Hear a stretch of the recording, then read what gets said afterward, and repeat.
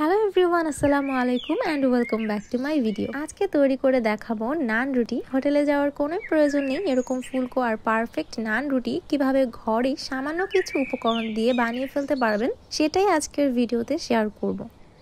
তো প্রথমে আমি একটা বাটিতে নিয়ে নিচ্ছি 3 কাপ পরিমাণ আটা, সাথে দিচ্ছি হাফ চামচ পরিমাণে লবণ, 3 টেবিল চামচ পরিমাণে চিনি, দিচ্ছি 2 টেবিল চামচের মতো গুঁড়া দুধ, আর দিচ্ছি 1 চামচ আর হাফ চামচ পরিমাণ ইস্ট, দিচ্ছি 3 টেবিল চামচ পরিমাণে তেল।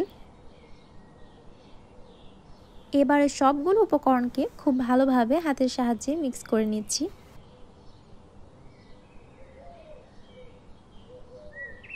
মেশানো হয়ে গেলে হালকা গরম পানি দিয়ে ডোটা তৈরি করে নিচ্ছি। এই পর্যায়ে আমি আরও 1 টেবিল চামচ পরিমাণ তেল দিয়ে ভালোভাবে মথে নিচ্ছি। ডোটা যত বেশি সফট হবে নান রুটিগুলো কিন্তু ততটাই নরম হবে।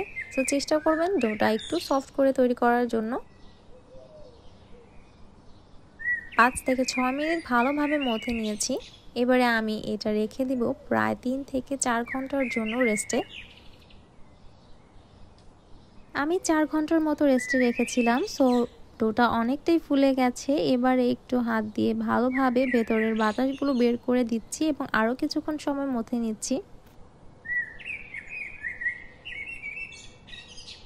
3 কাপ ময়দা থেকে আমার এখানে 6টার মতো মিডিয়াম সাইজের নান রুটি হবে। রুটিগুলো এখন আমি একটু ময়দা ছিটিয়ে ভালোভাবে বেলে নিচ্ছি।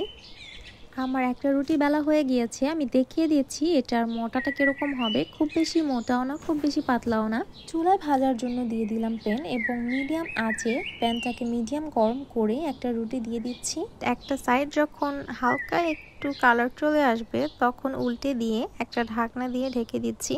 আর চুলার আঁচটা কিন্তু এখন একটু মিডিয়াম থেকে কমিয়ে দিতে হবে, তা না হলে কালার চলে আসবে, ভেতরে কিন্তু রুটি সেদ্ধ হবে না।